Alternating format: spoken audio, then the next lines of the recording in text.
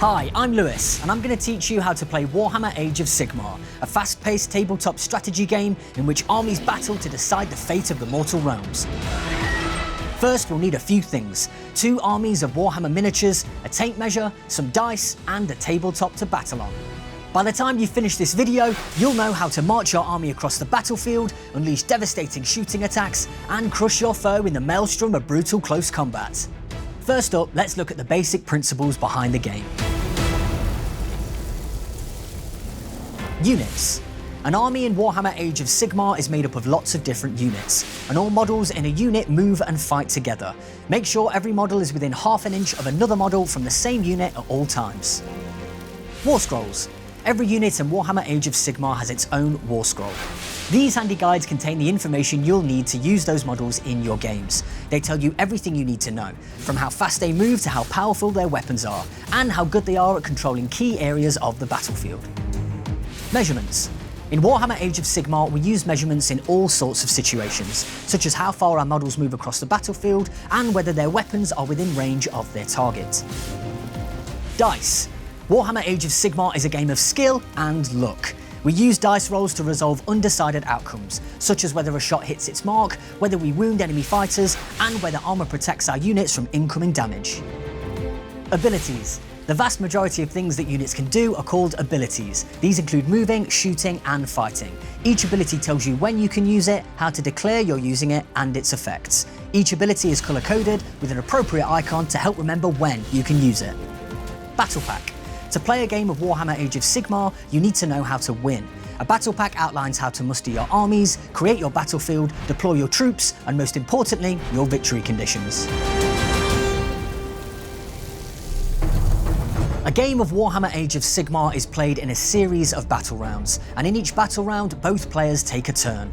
At the start of each battle round, each player rolls a dice. Whoever rolls the highest gets to decide to go first or second. This is called the priority roll. A player's turn is divided into 5 phases, each determining what abilities your units can use. The active player uses all of their abilities, and when done, the non-active player can use any abilities their army has that are allowed in their opponent's turn. When you've completed all of the phases, it's your opponent's turn. When you've both taken a turn, the battle round is complete and a new one begins. The hero phase is where potent magical abilities are unleashed, and prayers to the gods of the mortal realms are uttered in the hope of receiving blessings in battle.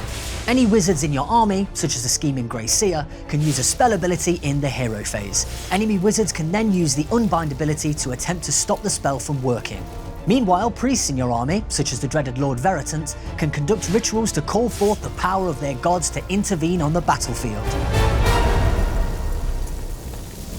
Each of your units can use one of 3 abilities in the movement phase: normal move, run, or retreat. Any friendly unit not in combat with an enemy unit can use the normal move ability. Let's start with these Stormcast Eternals Prosecutors.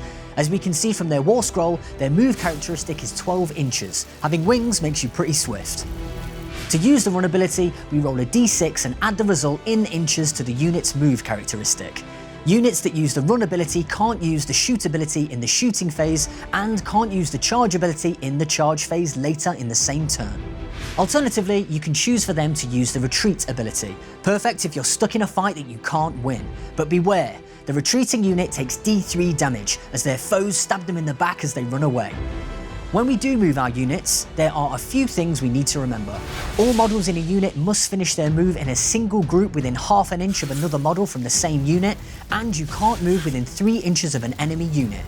Models can't move over other models unless the moving model has the fly ability, which is a universal ability found on a unit's War Scroll.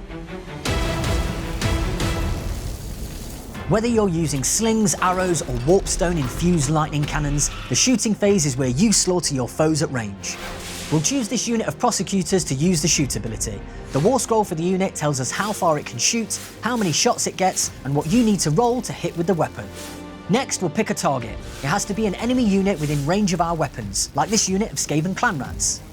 We have 3 prosecutors, and they are all going to attack, so we roll 3 dice. Each time we roll a 3, 4, 5, or 6, our attack hits. We roll any successful attack dice again. The War Scroll tells us what we need to roll to damage the enemy unit.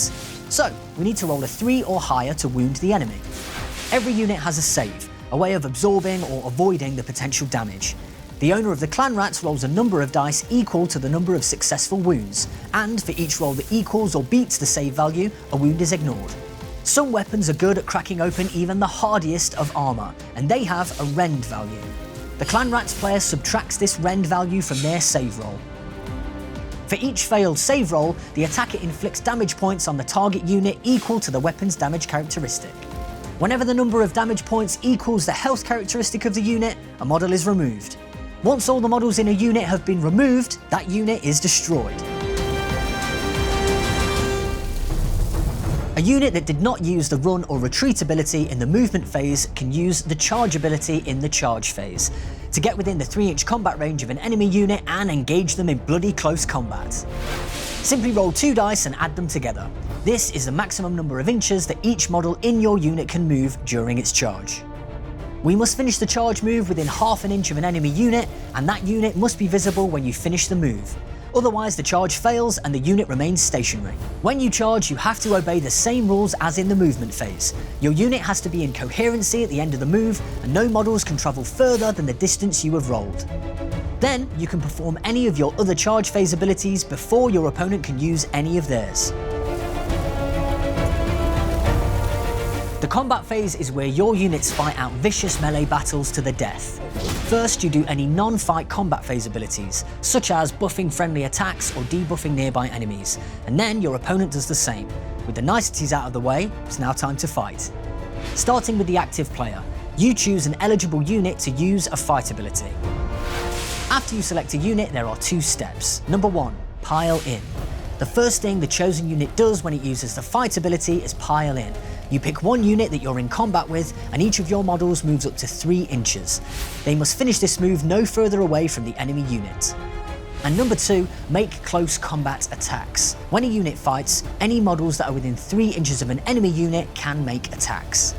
As with our shooting attacks, the War Scroll tells us what we need to roll to hit and to wound the enemy unit.